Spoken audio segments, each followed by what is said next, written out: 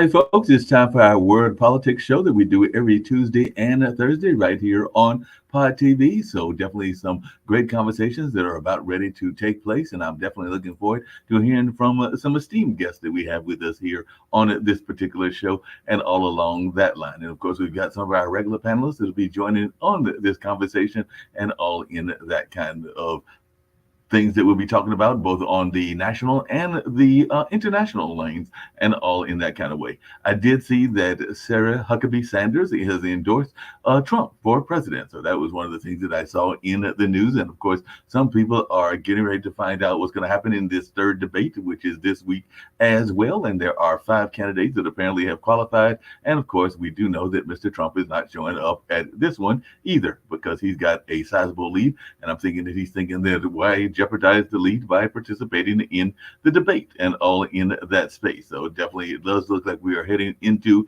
a rematch between Trump and Biden. I actually went out and did some voting earlier today. I know I could have done early voting, but I actually went and voted on the day of the election, and that was for our municipal elections. We've got an election that is going on that is going to determine our mayor right here in Durham, North Carolina, and that is between a business gentleman and a gentleman that has been in politics, Mike Woodard. So I went over there and cast my vote and also cast it for three of the city council people because they do that whole rotating city council kind of system. And some of them are up for re-election and some of them are not. But we will determine whether some of the incumbents come back into office or whether some of their challengers come into the office as they had the runoff today. I was actually talking to a friend of mine and going like, you mean I went to vote for basically two contests? So that's all that was going on this particular ticket was literally two contests. But I'm going to bring in my very esteemed guest and see what he's got to say about some of the things going on in the world, and particularly some of the things that are going on both in Israel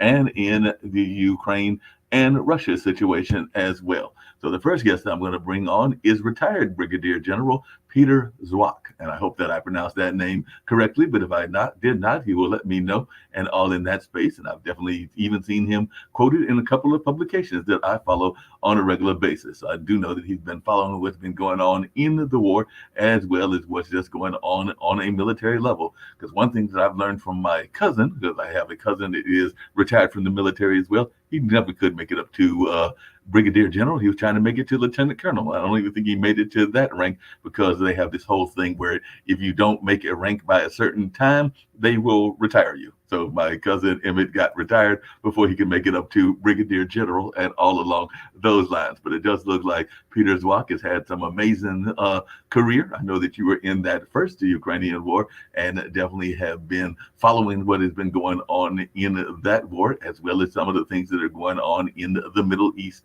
as well. So it's my great pleasure to have you on the show and to have us share some of your thoughts about what you remember from that first war and what is going on currently, and even some of the things that are going on as far as Israel and Palestine, and maybe even some of the other hotspots. As I know sometimes we don't think about Africa and Asia, but there are a number of hotspots in our world that don't always get the attention, particularly in this day and time, that say the Middle East and Europe, particularly Eastern Europe, are getting. But I was just wondering if you could share a little bit about your own background and your own life story. And of course, I do have some questions, and I'm sure that some of our guests will as well. But it's just my privilege to have you here on World Politics. Mark, thank you very much for the invitation. I smile at the question, the array of questions you asked me, and we can get into them. But how much time do I have? Because that will control how I try to expound on these or not. No, I mean, the show is about an hour, but sometimes we go over. And all along those lines, I did mention in our email back and forth that I would love to hear your reflections and your thoughts about the Russia-Ukraine war and where we are with that, and even some of your thoughts around Israel fighting against Hamas and all in that space. All right. Well, an honor. Thank you for the invitation to you, and great to, through you, meet, if you will, your listeners. I think, I can't remember, Mark, I'd be curious in the discussion. Can you know, we're all children of the Vietnam War. I can't remember in my lifetime, and I'm pushing 70, a world so complex and so frazzled all at once. While there are great things going on, I don't want to paint a completely negative portrayal, but I worry that our kids, our grandkids, and kids, anybody under 25 years old, have no recollection of 9/11. Mhm. It's a shock and trauma, I think, of the last two generations for our own country. Right. But in the last 18 months, we in the US and in whatever we call the greater West, but the world, have faced now two really world-class strategic, military related, but it's much more than that, crises going on. One, the Russian invasion of Ukraine just 18 months ago. It seems like forever ago, doesn't it? Yeah. And it probably seems like for many of us, we're almost numbed now into barely thinking much about it, because what just happened a month ago was the most horrific bloodletting that I think that we've seen in certainly since the Second World War. And I'm saying again, in our whatever you call our greater Western world, and this is it, and it's on them. Both of them are unresolved. I think they've opened up a Pandora's box of issues that are not just military, but social, political, ideological, religious. And it's all sort of coming at once. I believe that the Russia-Ukraine, while distinctly different than what the horror that has been occurring in with Israel, Hamas, Gaza, you can't fully look at them through separate lenses. They are interwoven, even in our own politics. And how are we going to support one or the other or both? And I have opinions on that. I believe that the world as we see it, it's forcing us into looking at it in a even more strategic way. Allies, oh my gosh, our allies are more important than ever. Being clear in our messaging. How can you be clear in your messaging when it is these are complex issues, especially the thing that's broken out in with Israel and Gaza, where you have. It's hard to look at these things dispassionately because the passions and the furies are now out, and leads to a lot of things. All right, No, that gave me some great insights, and definitely, well, I'm sure that some of my panelists will have some thoughts around all of what you just said and all along those lines. But the other reason that I wanted to bring you up, and it is a issue that I am very passionate about, even though I did not serve myself and all along those lines, but I do an event regularly that is a honor of the veterans. Is actually tied into, of all things, the Apollo Theater in New York with my good friend Captain Newborn, who ironically is not a captain in the military. That's actually literally his first name and everything. But he is a passionate person around the veterans, and sometimes feel that you veterans have not gotten enough just dues and enough support even after you have served. And I do know that there are some health issues around the veterans, and some people are not that pleased with what the VA has done, even though I understand that they have improved and all along those lines. But as Veterans Day is on this coming Saturday, I was just wondering your thoughts as to both your own service as well as to how you feel we are doing in terms of veterans' rights. Thank you for that entree, Mark. If a family has a veteran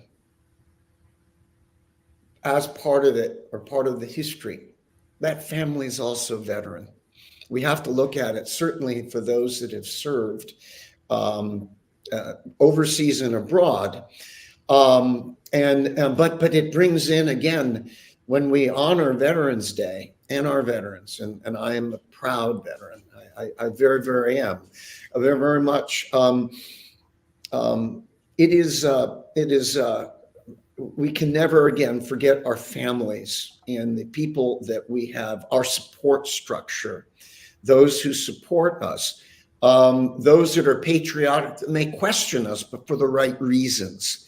All of this is what Veterans Day is. And we have been in some conflicts of late that have been divisive and well, they're always complicated. I appreciate the bulk of the population supporting the veterans. Now, the support to veterans. I think that the VA does as good a job as it can.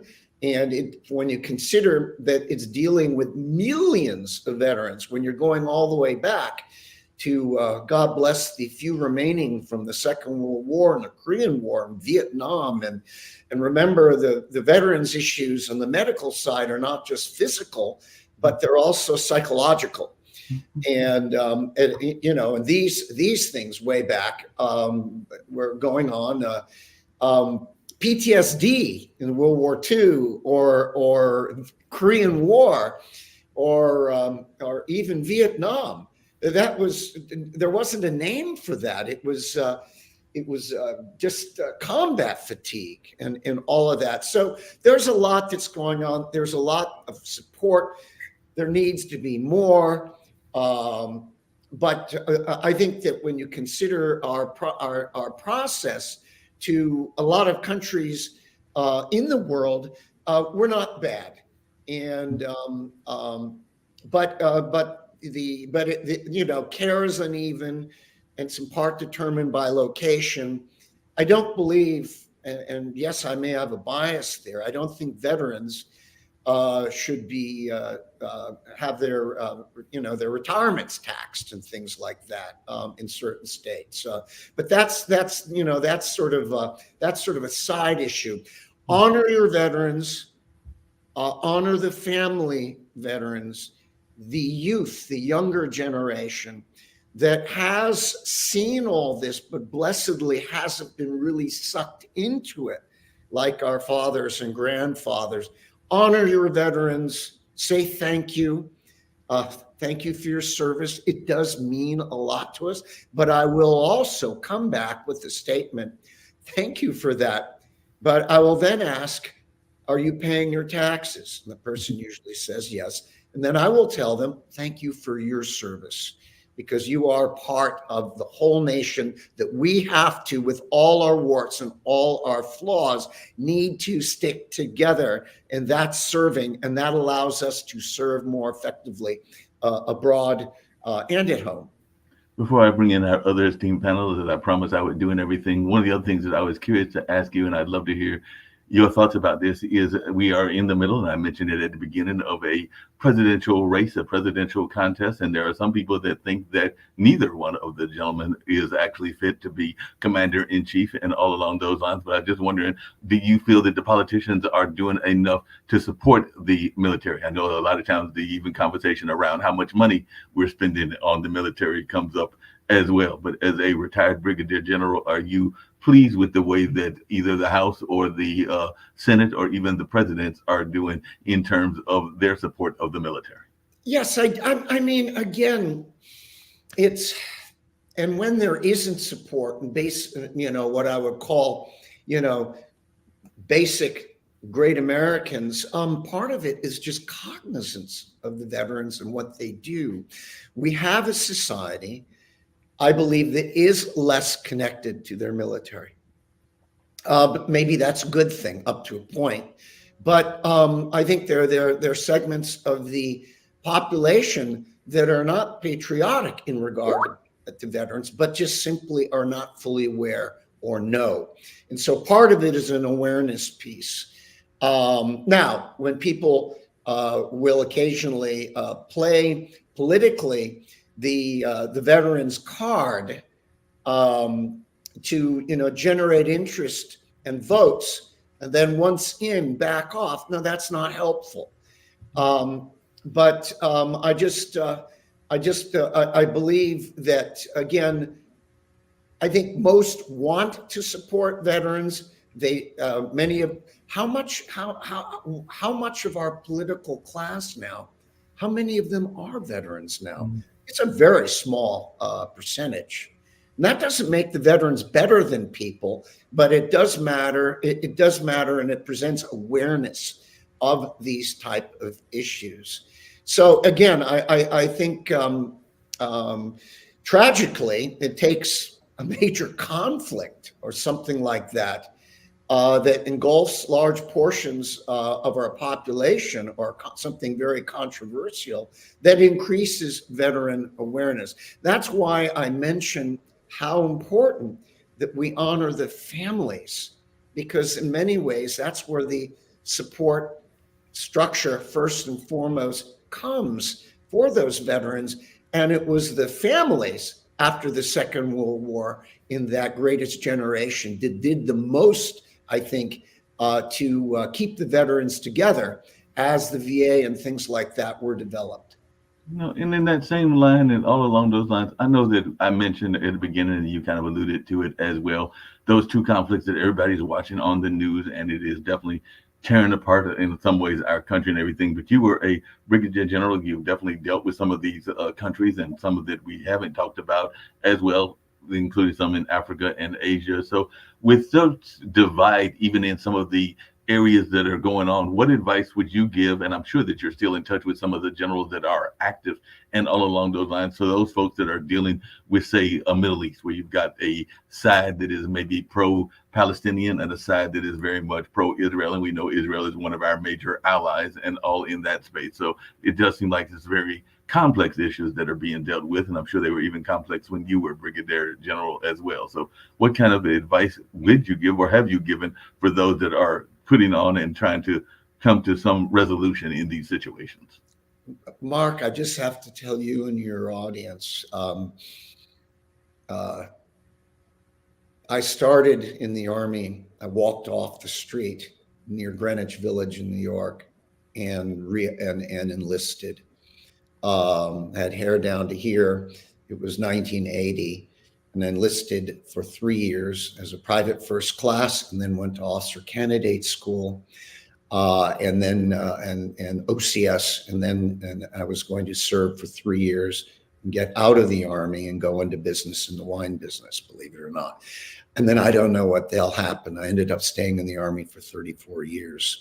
So many of these issues and things, I wasn't particularly aware of these issues, except I am a teenager of Vietnam, and I'm trying to remember, was it the movie with John Voight, but Coming Home? Was that the movie? I think so. About a veteran that comes home in the margins of the Vietnam War and has to deal with all these issues. But all of this now, we have our veterans and that are come from Iraq now, and the Vietnam veterans. God bless, we can't forget them, but they're really now getting on in years. And I believe, as a young Army lieutenant at the time, who had a platoon, 1980, and I think of the hardest time it must have been for a young Army lieutenant in recent generations would have been that Army lieutenant that had to lead a platoon in Vietnam, say 50 guys, who didn't want to be there. No, nobody wants to be in war, but they were draftees. They doubly didn't want to be there. And how do you pull them together and motivate them? Even go take that hill. And so my era was early in the volunteer Army, and that made a difference. But that type of the learning and learning how to deal with people in situations, but the will to fight. Now I'm coming to Ukraine. What we're seeing is, what we have seen in 18 months is something rather remarkable. And that is the unexpected. We knew they'd fight. Defense of the Ukrainian defense of their homeland. And it keeps teaching us lessons about, I know it sounds maudlin, but about liberty and being a free-minded nation. That doesn't mean you're a perfect nation. Ukrainians aren't perfect. But the Russians, I think that part of their failure early on was their disdain and arrogance to the Ukrainians as a real people and a real country. So they invade and they're not ready, and they meet this determined buzzsaw that all of a sudden in the first week has the anti-looking Winston Churchill in Volodymyr Zelensky, who's looking Vladimir Putin in the eye and said, "Back off, I'm not flying out here, I'm staying." And they stayed in Kyiv, and I believe that first week they won the first phase of the war. And that comes to a lesson for all of us, and that's leadership. Inspired, credible leadership, courageous leadership when it's necessary. And it doesn't mean being in front of bullets. It could be hard issues. So we saw a lesson in leadership. And the man has been there now for 18 months. So he isn't a flash in the pan.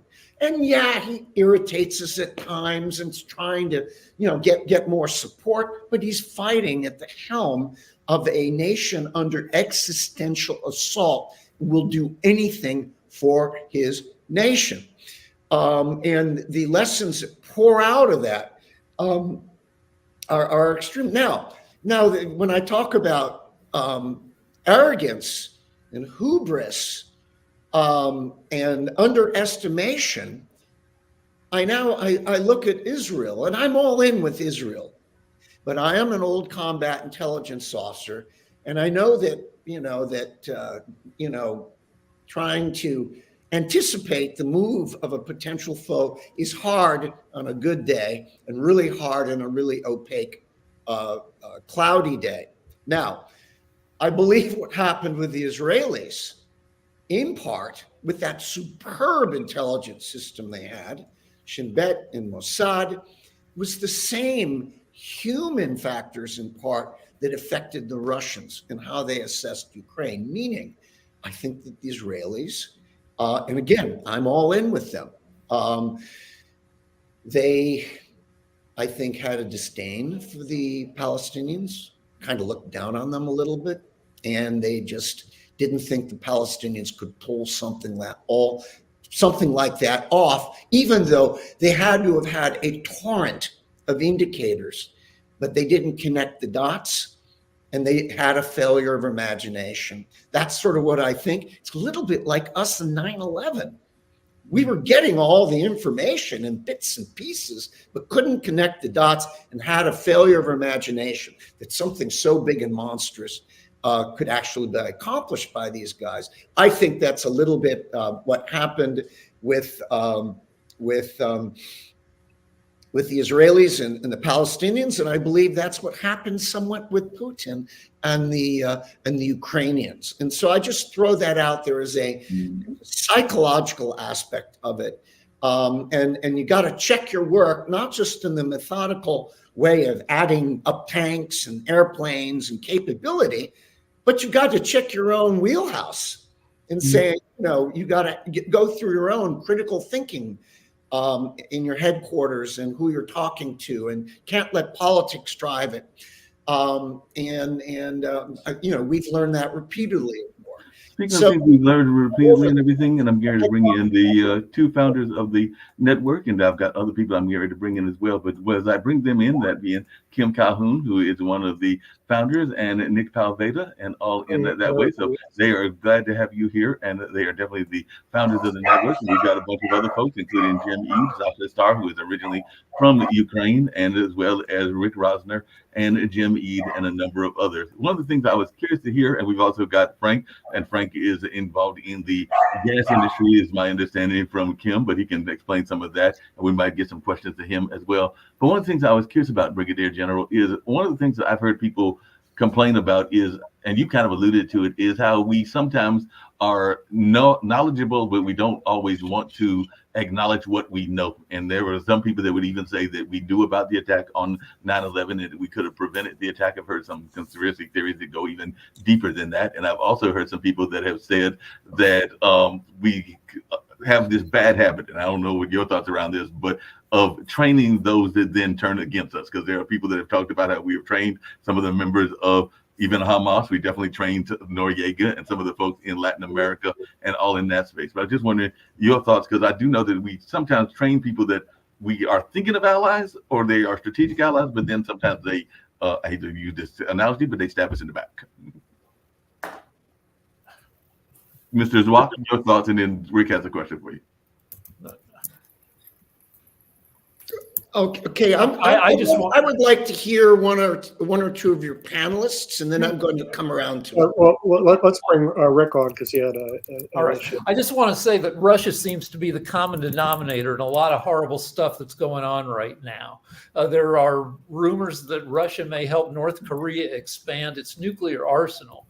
Russia just has a general interest in destabilizing and weakening of Western democracies. And so if Russia, and Russia Putin rolls the dice, let's try all this different stuff. Help Iran. Iran helps Hezbollah, helps Hamas, creates, we have this intractable problem between Israel and Palestine now, no good solutions. The world is pissed at Israel, even though Israel suffered, this heinous attack. And all this serves to domestically make Biden look bad. I'm not sure exactly why, because when the U.S. was attacked on 9/11, Bush's approval went to 95%. Biden's approval is down to 38%. So anyway, that's all I've got to say, that Russia's happy with the chaos. Well, let's put it this way. I completely agree with you in that, Russia has had major challenges regarding Ukraine. And even with the slowing down of the counteroffensive, it's still brutal and bloody for the Russians. And while the Ukrainians have been slowed, the Russians have not won. But this has turned the world attention to away from Russia to the Middle East, and I think this is a blessing. It has also turned the bandwidth of the world, dangerously so, I believe, away from a steady support, a reliable sense of support to the Ukrainians that are again in this existential fight. And we've got to, in our place in world, Americans and our allies, and I see a note on the chat about NATO, and I'll talk about that later. We've got to be reliable. And again, the Ukrainians are in a desperate fight. They're not perfect, but they're standing up to the closest thing to authoritarian, on the edge of totalitarianism we know on the world, other than China. And so Russia, come back to the point. They who invaded Ukraine. I was in Moscow for the 2014 invasion. It wasn't pretty. They now are invoking. They want to be one of the arbiters in helping the peace ceasefire and all of that. The Russians in Ukraine, so there you go. That puts an amber light in your head. They also have now taken a position that is pro-Hamas, well, pro-Palestinian, and by an insinuation pro-Hamas, which is in my mind a code for being anti-American, anti-West, rules-based order, a term that they hate. And so they're playing it both ways. And anything that gets the eye away from their absolutely, despicable behavior regarding Ukraine. This is good. And it now roils our world. It's our allies. So it's interesting. It'll be to see what happens with the Russian-Israeli relationship, which had been kind of neutral, okay. They had sort of, I think, had an understanding in Syria where the Russians were, because Ukrainians were keeping the Islamists, the radicals, down. But now there are so many, I think, plate tectonic changes that are going on with the relationships, whether big picture, us and them, that won't change. The role of Iran, who they're really, really, really working with, how much in the background were they to all of this? Meaning they have, I think, missions to Hamas, and let's watch for Hezbollah. And so I think this is getting to your earlier point. For Russia, this couldn't have come at a better time because it's completely deflected the global attention off of them, and it's taking it off of Ukraine as well. So I think the other thing that it's allowed the Russians to do is use energy as a weapon. Yeah. And they're using energy as a weapon in concert with their allies like the Chinese. And I think that's another issue that's kind of sliding under the radar screen here that will continue to play a bigger role, because that's a pocketbook issue for all developed countries and all developing countries. And so I see that as a real issue that's started to emerge that may also bolster that same argument that it was making earlier. Hey, Frank, along those same kind of lines and everything, one of the things I've heard people talk about, and I know Sasha and even Jim may have some thoughts on this as well, is that I understand that we actually have, and I know that you're in the oil situation and do a lot of writing and stuff around oil from my conversations with Kim, is that we actually have the resources even here in the United States and don't need to necessarily depend on OPEC and some of the other things that we are still dependent on. But I'd love to hear your thoughts around that, because of that.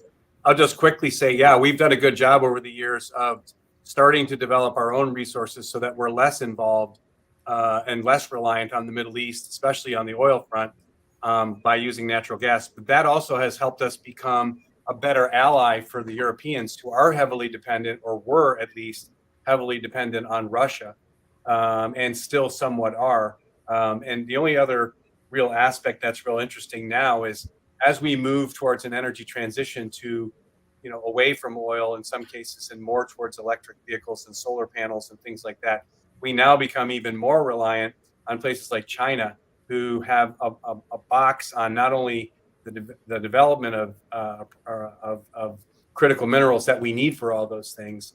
They're also they corner the market on the processing of those materials as well. And so part of what we're doing here in the U.S. is trying to do a similar thing to what we did in the oil markets to make us less reliant on the Middle East. The next stage of that fight is to make sure that we are less reliant on Russia for their nickel, and China for all their critical minerals that they have access to and the processing that they have. So for me, that's really a great opportunity for the U.S. to jump in and be a good, not only help domestically with our energy policy, but at the same time, be a very reliable ally to our friends around the world who are stuck in a similar situation. I think you bring up a critical point that we've just touched on, and I saw it again in the texts here. NATO's and allies, and I message out, the only thing, the old line, if you remember, going back to I think World War II, the only worse thing than an ally is no allies. Mm-hmm. We are blessed, and it's difficult and it's frustrating, and the cost sharing isn't perfect, and we have different ways of looking at things, but we are not alone in this world unless we choose to be so. I've spent much of my life in the world and around the world, and I think that to drift back into, I understand, in sort of, isolationism that's really counting our dollars and pennies certainly I understand that, but it misses, like we missed it before World War II and World War One. We've got to stay engaged out there in the world, even with the trade-offs.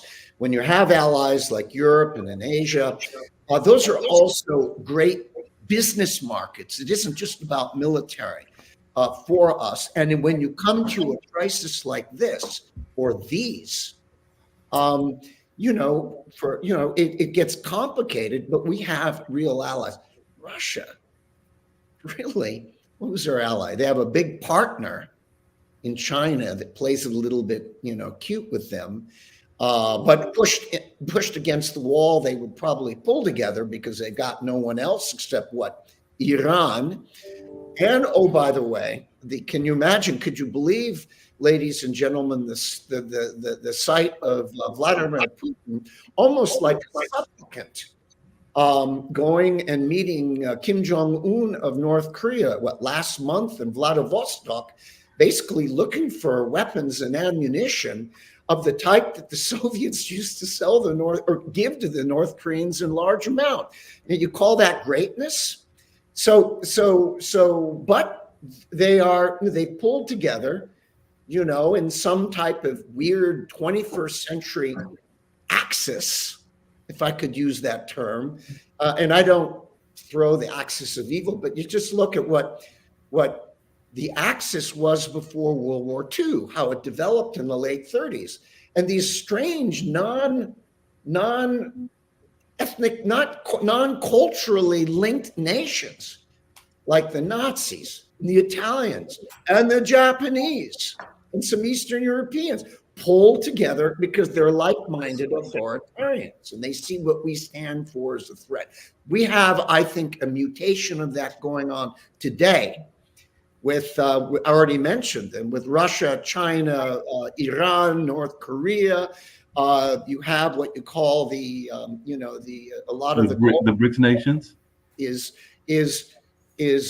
will look at us dimly because of colonialism history and all of that. So there's just a lot going on. There's a lot of history to learn. Let me put it back to you. Definitely. And I know that folks are wanting. So Sasha, I'll turn it over to you. I know Rick's got his hand up and Jim too. So Sasha first, then I'll go Jim next because Rick, you've already spoken. But Sasha, Jim, and then Rick. You're on mute, Sasha. I'm not hearing you. Sasha, I'm not hearing you.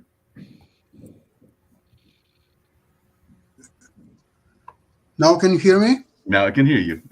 Excellent. I've learned one thing on this programs: never underestimate Russians. And the person who taught me that, it was Adam. He always told me about his love for Putin. And at first I rejected that notion, but then in the last couple of weeks, I understood the wisdom of Adam's point. The wisdom is, you're very welcome. The wisdom is this. Obviously, Russia is much weaker than not even NATO, but just United States alone. It's much weaker. It's a technologically backward country. It's socially backward. It's just name it one by one. But there are two qualities that Russians have that West lacks big time. This is determination, number one, and passion, number two. These two factors level out all others. Look at what Putin is doing in Ukraine. Ukraine was very close, actually, to kick Russians out of its territory back a few months ago. What did West do? They betrayed Ukrainians.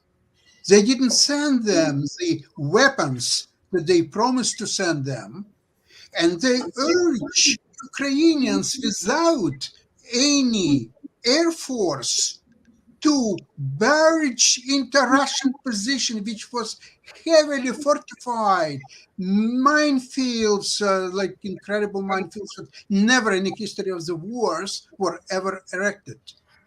So the West says to Ukraine, go, attack, beat them up. With what? There are no ATACMS missiles. There are no F-16 planes. There's nothing. How can you do that? So they tried their best. There is a stalemate right now, but that benefits Russia big time because it has much more resources than Ukraine. They producing not very efficient weapons. It's probably 40, 50 even years old weapon system, but they work.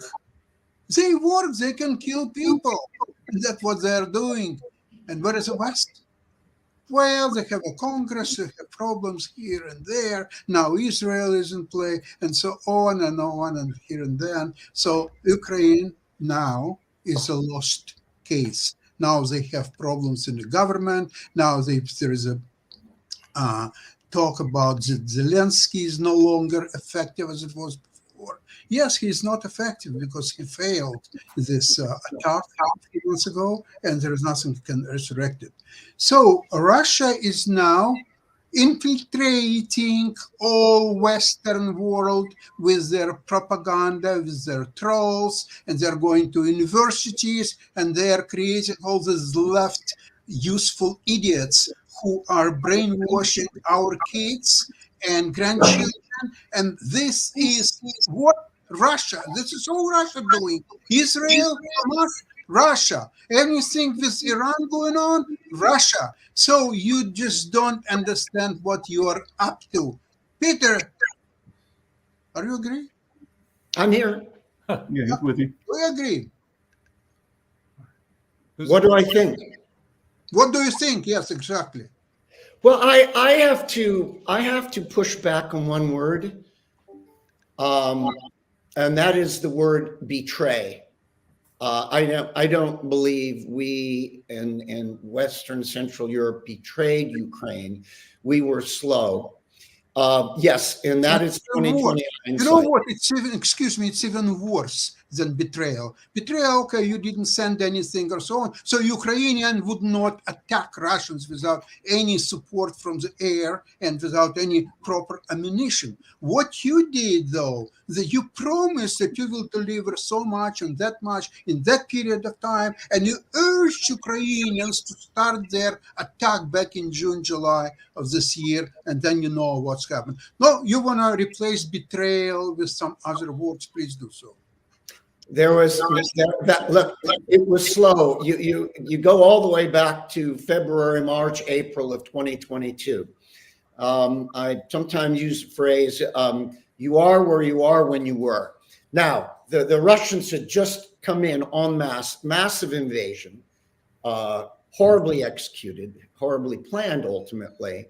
And we were dealing with the other massive nuclear-tipped power in the world. And yes, we now know that the red lines and all that was bluff, probably meant it up to a point, and then they kept falling back psychologically.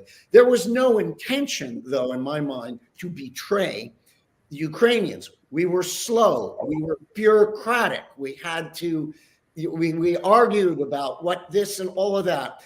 That was not anti-Ukrainian. That was just, we were just slow. And yes, we look back, it would have sure been nice to have some of these weapon systems earlier this year or late last year, but there was a lot of stuff that did go in, sir. The early Stingers and Javelin were decisive in the first push, Russian push on Kyiv. And then HIMARS became really arrived just before the pushback at Kharkiv, and more. But yes, the airplanes, it was slow. It was also a political issue. These are political nations, and they have to work within their own system. Now it's coming. Regretfully, it's not where it is, but there has been a lot of support, and I think that even with our complications and our upcoming politics, that we will stick with Ukraine. But there was no calculated, in my mind, desire to make Ukraine unsuccessful. And yes, there was a calculus and a concern. And it wasn't a cold-blooded one. It was a concern that if you provided, and it was wrong, all right? It was wrong, and I'm agreeing with you, that if you give the Ukrainians, and this was earlier, all these long-distance weapons, Now they're firing deep into Russia with all the, with all that could happen from that theoretically. And I think those were the reasons that people got cold feet and were slow, but no desire, no intent to betray. Hey, Jim, you had a question? I saw that you were next on the list, and I know that Adam's got some thoughts as well, but Jim, it's on you. Thank you, Mark.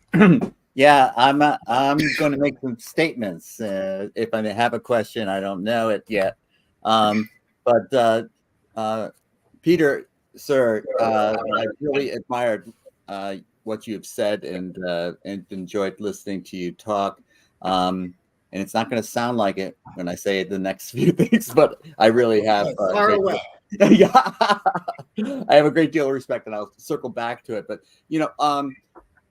I think that the thing where you're just talking about, which is not why I wanted to respond, but what you're just talking about, we have to remember that Tucker Carlson was on Fox News saying, "Why are we supporting Ukraine? Why aren't we supporting Russia in this?"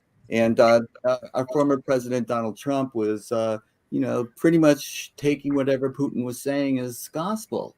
And we have a current House Speaker who wants to separate Ukraine support from the Gaza and the Hamas situation, the support for Israel. So these are political problems that we're having. There's no question about it. And you're right to mention that. But there has been a lot of isolationism, which is a word that you used, which I have been talking about for a while. They want us to stay out of it, don't spend any more money on it. So we need to keep a rallying cry for supporting countries like Ukraine, who was invaded, and the horrors that were inflicted upon it by terrorists, intentional rape and things like that to shock and just humiliate another country, and the terrorist strikes against Israel. These are not questions to be bantered back and forth about. We have to take a stand. But I wanted to go back to what you really were talking about earlier about veterans. It's also the families. My dad served in World War II. My grandfather served in World War I, where he was hit with mustard gas. I really thought that was a really beautiful remark that you said, that the whole family's involved. And when you mentioned PTSD, you mentioned combat fatigue, and we used to call it shell shock. We were just ignorant. We didn't know what these people were going through. And so we didn't have the understanding, and we still, in many cases, lack the compassion for these people, for what they have gone through. They can't even articulate what's going on with them. And we have a VA system, a VA hospitals. Many of my friends served in Vietnam. Many of my friends that are now in the VAs for treatment of various things. And they're mostly positive about that. As a chess teacher, what I've done is there's both physical VA and mental VA, and I've taught in both of them. And in the physical VA, I only had a small number of people participating. It wasn't that big a deal. But in people that were in the mental VA, man, it was really rocking. They really wanted it. And I thought to myself at the time, I'm not sure if this is true, but this is what I thought, that they want to be reassured that their minds are still working. And in the VA, the physical VA, where I helped more was not in chess so much, but it was in golf tournaments. We could help them because, they didn't have, visual sight, so we could tell them what direction to aim at and tell them about how much yardage there was. And then we can help them find the ball afterwards. And so these are ways that, even though I did not serve, I turned 18 when the draft was eliminated. I did not serve myself. This is ways that I feel that I can pay back a little bit for what others have done for our country. And I also loved what you said about, paying taxes. It's so rare for me to hear someone say that, but I'm proud to pay taxes. I think it's an act of patriotism. Thank you again for your service. Bye. Sir, you had stated that somehow I was going to be mortified by what you said. I could reach out on the line here and hug you. I completely agree with everything you said. So just thank you. Rick, I know you had a question, but I did want to hear from Adam as well. So, Adam, did you have any thoughts? You're the youngest voice here and everything. So, do you have any thoughts about what retired Brigadier General Peter has been saying and some of your own thoughts? By the way, just in case you didn't know, retired Brigadier General Peter Adam may be your next president in about 4 or 8 years because he's actually a professor at Georgia College, but he is considering possibly running for office at some point or another. We've been joking about that here on the show, but I think he's got some political ambitions. But Go for it. Go for it.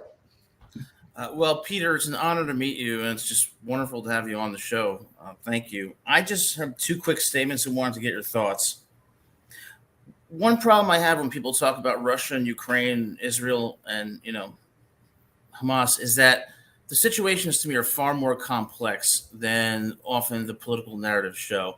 I don't think it's just Russia's bad, Ukraine's good, Israel's good. I think it's more complex, and if we're going to have practical solutions, we should recognize that. And second thing I wanted to say is, when we talk about the United States and its moral superiority, I look back to the second Iraq War that George W. Bush got us into, and I think that really compromised our sense of moral superiority, such that when we criticize these other countries, we can be cited for doing exactly what they did. So my question for you is, how can we regain the moral superiority and be a force for good in the world? Well, by the way, I mean, these are great points, and I think it's however you define doing the right thing. But the question is, who's looking at your definition of moral superiority? We might feel that within our own society, in our own systems, and all of that.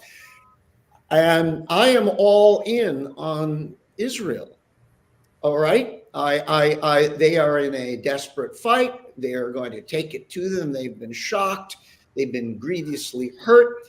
And now they're pounding Hamas back.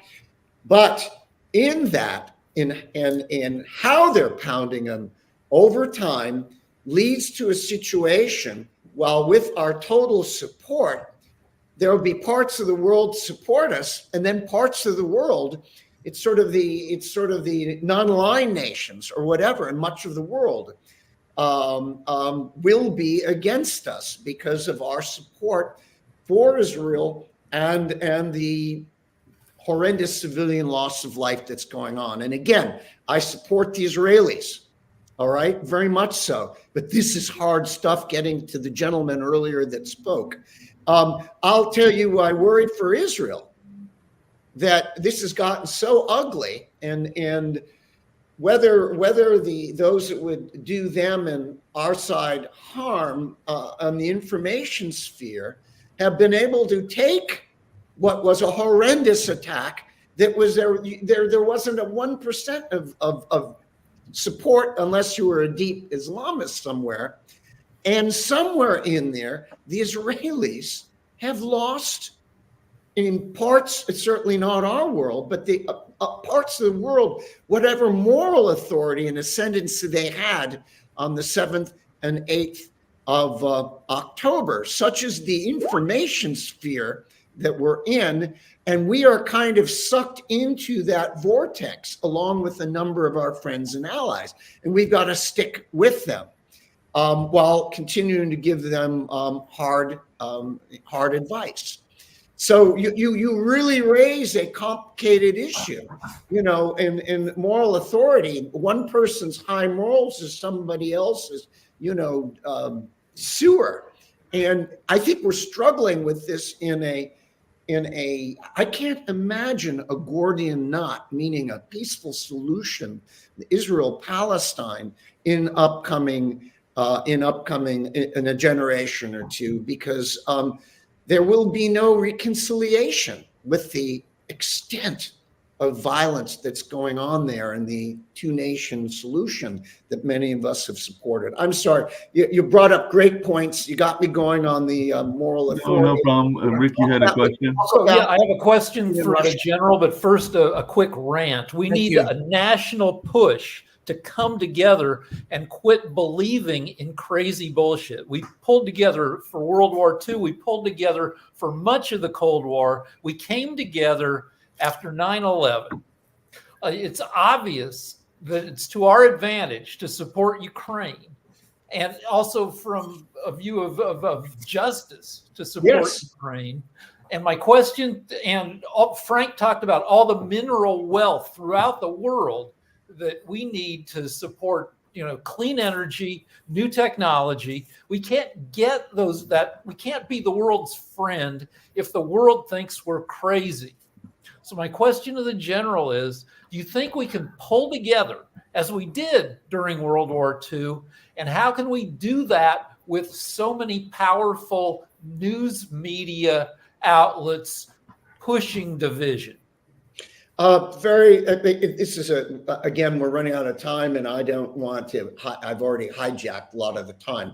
I think that I come back to our allies and messaging, and if we are able to stay close to our allies, even with issues, that sets an example. Our own nation, I try to stay balanced and moderate in my politics, but we are going through a scary period in 2024 that will result one way or the other how much of the world looks at our country, not just ourselves. And that's as far as I'm going to go into that. But it'll certainly generate our behaviors. So, I'm that dirty word. I'll say it that way. In the last administration, I served my whole career trying to better our country, work with allies to get things done. But that now, because that makes me an internationalist, I'm a bad guy to a bunch of Americans, and it makes me sad. Hey, just along those lines, and we can go a little bit over, not too much over and everything, but one of the things I was curious about, and you kind of alluded to it, retired General, Brigadier General Peter and everything, but one of the conversations I've heard, and even I think Sasha has mentioned it on his show, Ukraine, Russia, and China, is China's involvement. And China is definitely going into other countries. They're coming into the United States. They're going into Africa. They're going into a number of other places. So even to some of the questions that you've been asked, how can we maintain an involvement in world politics and even in other parts of the world? I mean, I know some people are interested in our involvement in Latin America and our involvement in Africa, but I don't know that we have a concrete policy in terms of international relations. You are a brigadier general, and I was wondering, do you think that we have a concrete policy? And if not, what could our policy be? Because I'm thinking we're letting some of these countries literally take over. There's like a neo-colonialism that is taking place, but it's with China and not necessarily with and that neo-colonial thing is sort of tagged on us. But yes, there is a neo-colonial aspect to China.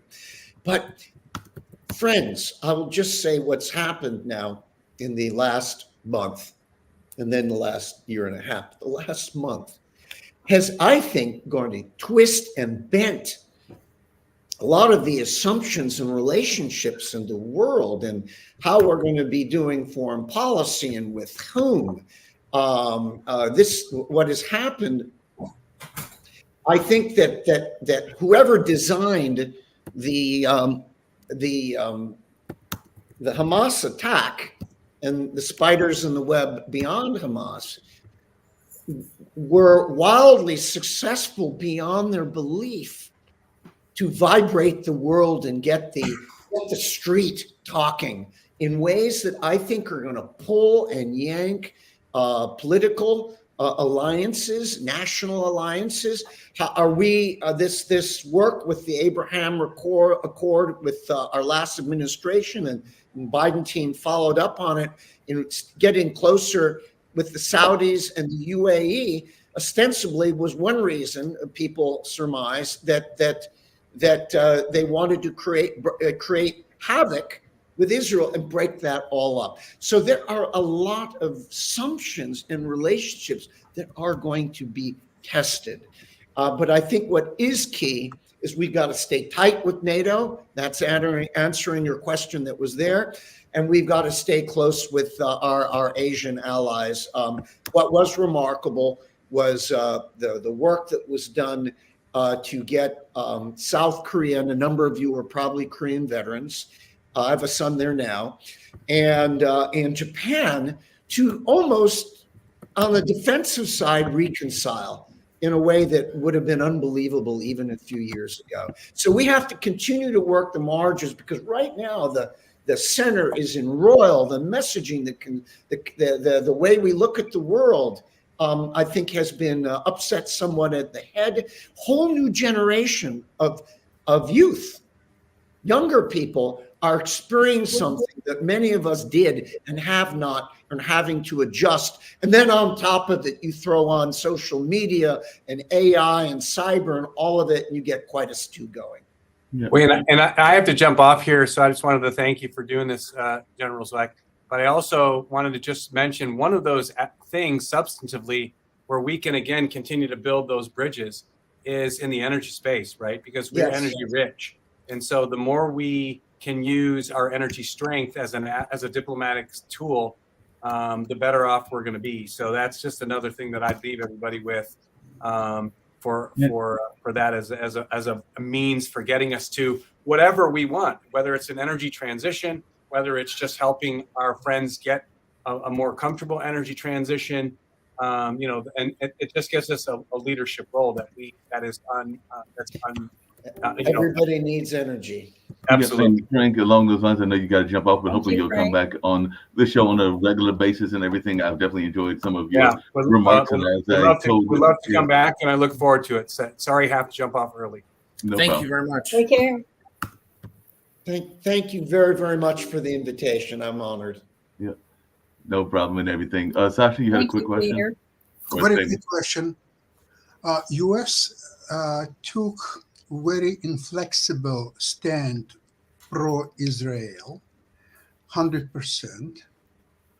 Now, don't you think that administration underestimated the fact of a huge pro-Palestinian lobby around the world, a lot of pro-Palestinian demonstration, anti-Israeli demonstrations, but the most horrible things in that is a worldwide anti-Semitism, which today commands many nations, including United States. Look at what these liberal professors are doing on campuses in U.S. universities, including Stanford and including several other leading, like even Harvard and many others.